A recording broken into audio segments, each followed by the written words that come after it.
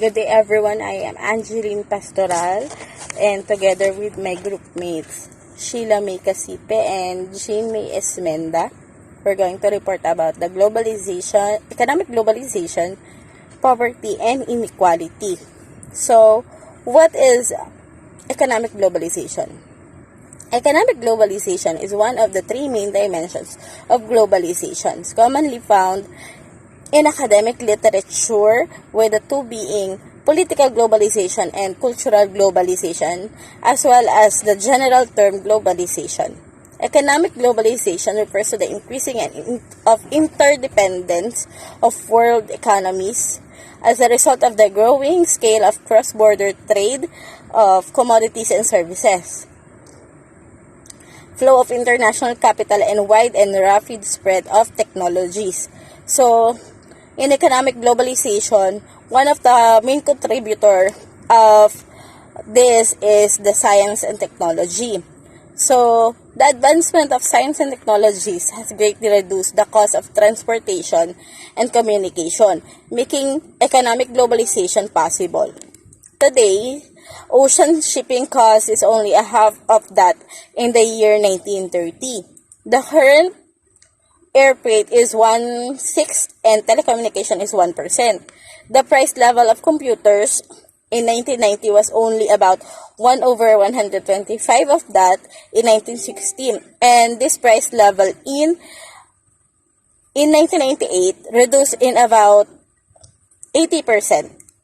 This kind of time and space compression effect of technological advancement greatly reduced the cost of international trade and investment, thus making it possible to organize and coordinate global production.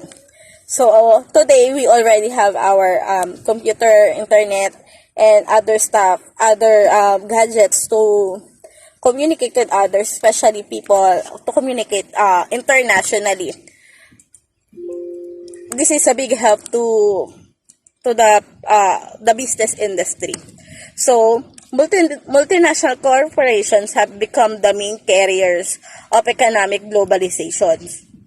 They are globally organizing production and allocating resources according to the principle of profit maximization, and their global expansions are reshaping macroeconomic mechanisms of the operation of the world economies. So if there is an advantage, there is also a disadvantage having the rapid growth of the economical globalization. So this topic will be reported by my co-members. So thank you. Good day everyone, my name is Shiela Casipe and today I'll be discussing here about the globalization on poverty. So globalization and poverty are both currently popular and controversial issues. So there was a time when most regions were economically self-sufficient. So locally produced foods, fuels, and raw materials were generally processed for local consumptions. Trade between different regions was quite limited. Today, the economies of the most countries are so interconnected that they far from a single interdependent and global economy. As far as globalization's impact is concerned and its effects on economic growth, employment, income distribution, and also income inequality, as well as poverty. Let us go first to the meaning of globalization. So Robinson expressed that globalization is the compression of the world in the intensification of consciousness, while Anthony Giddens coined that globalization refers to the fact that we all increasingly live in one world so that individuals, groups, and nations become interdependent. So we are already familiar of the word globalization. In our previous lesson, we already discussed it and explained that it is an ongoing process by which regional economies, societies, and cultures have become interrelated through a globe-spanning network of communication and execution. So, globalization is the process by which the people of the world are unified into a single society and function together. So now let's move on to the poverty. concept of poverty is defined as the scarcity or the lack of certain variant amount of material possessions or money. So it is a multi-phase concept which may include social, economic, and political elements. So as Bratas and Gisby in 1971 said that a severe lack of physical and mental well-being closely associated with inadequate economic resources and consumption. So which means that poverty is defined as not having enough material possessions or income to cover a person's basic personal needs, sometimes so extreme where a person lacks of food, clothing, and shelter. So the poverty rate is the ratio of number of people in a given age group whose income falls below the poverty line. There are cases that poverty can be a cycle trap. For people to rise above poverty, they need to education, proper health care, and healthcare in the world, access to clean water, and job opportunities to help their financial situation. But unfortunately, many people in poverty are too poor to afford education or second heirs without these resources. So, if a natural disaster or conflict strikes an impoverished area, then the already scarce resources are even more depleted. Now, let's move on to the positive impact of globalization on poverty. So this claims that globalization generally reduces poverty because more integrated economies tend to grow faster, so this growth is usually wide diffuse. So export growth and incoming foreign investment have reduced poverty everywhere. So here are the impacts. The first is more efficient markets, increased competition, more wealth equality throughout the world, and stabilized security. Next one is the opportunities for labor and capital to locate anywhere in the world. Next is increased international economies of scale and greater employment opportunities. The increasing reliance of economies on each other. Next is creates cheaper imports and larger export markets. And lastly, provides greater opportunities of free trade. If there's a positive impact, of course, there's always a negative impact. Let's now move on to the negative impacts of globalization on poverty. So many of these studies in globalization and poverty in fact suggest that globalization has been associated with rising inequality and that the poor do not always share in the gains from trade. So here are the impacts. The first one is that global commerce is increasingly dominated by developed countries which seeks to maximize profits. The next one is increased gap between the rich and the poor. Next is income inequalities. Next is competition among developing countries, which was lowered the per capita income of the farmers and increased the rural indebtedness. Next is the small producers are put into hardships, uncertain employment, and dominance of foreign industries. So let's now move on to the poverty rate in the year 2021. So as you can see in the graph, the poverty rate, India got the highest poverty rate of 10.1 million of its population who are experiencing poverty due to the pandemic COVID-19. So it was followed by the Nigeria, which got 7.9 million. The third is Indonesia, 2.5 million. Next is Bangladesh, 2.3 million. Congo, 2.2 million. And the Philippines got the sixth spot of 1.7 million, and so on. Let's now move on to the reasons of poverty. So there are lots of reasons why poverty rises and does not end until today. As you can see in these slides, I've only presented a diagram showing how poverty are interconnected with this issue. So the first one is poverty, which leads us to lack of education, and when we are not educated, we can find a job that can sustain our basic needs like food, shelter, and cloth, which can cause us hunger, and because we are hungry, our immune system and health are prone at risk and prone to different diseases. To sum it up, the relation between globalization and poverty is complex.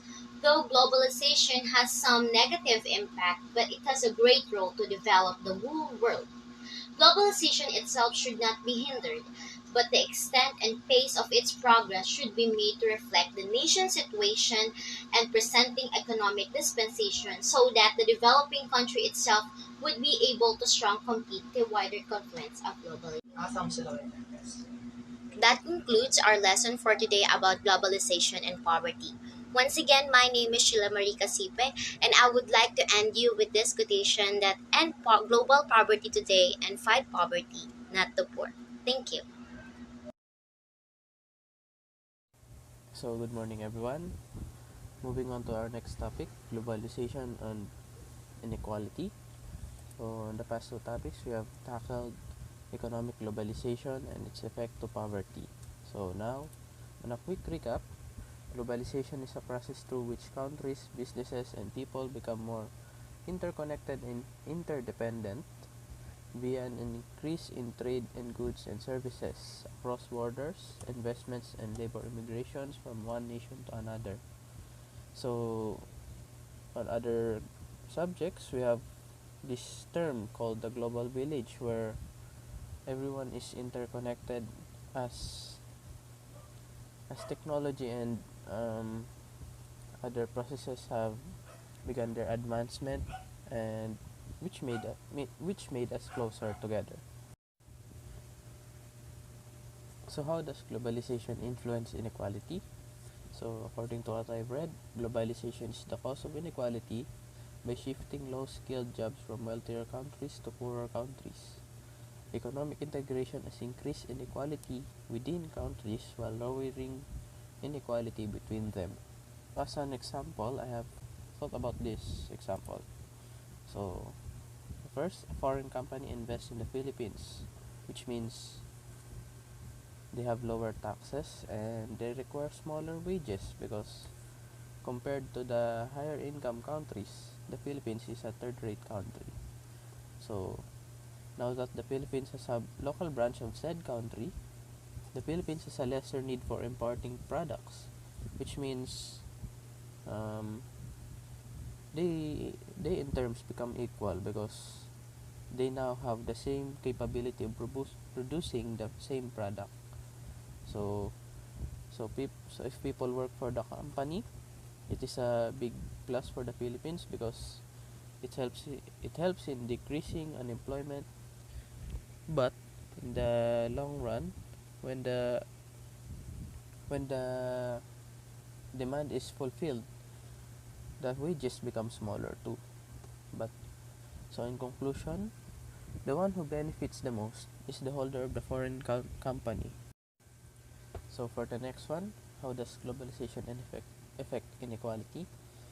Globalization can create increased inequality by increasing the demands for higher skilled work and lowering the expected earnings of people in relatively low skill and low knowledge occupations. So, as the demand from low skilled jobs in low income countries is now fulfilled, people with similar jobs in high income countries are now at risk of unemployment. So, for example, if you are a factory worker in a first world country, that demand is already fulfilled by the factory workers in the third world or lesser countries. So that's why they can experience unemployment or their wages might be not the same anymore because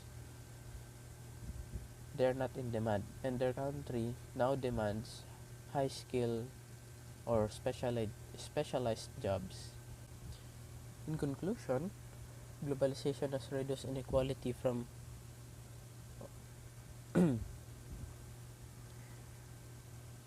conclusion, globalization has reduced inequality between countries but increased it within the nations. So what matters most is how governments respond to the changes and improve access to knowledge and skills so that um, benefits from cross-border trades and exchanges or investments provide tax revenues for high quality and affordable public services. And in addition, so in my personal opinion, I think that the globalization's effects and the negatives and the positives all comes down to good governance. So if a country is well governed, even if the influence and the benefits of globalization is at the minimal, then I think they would use it to its full potential.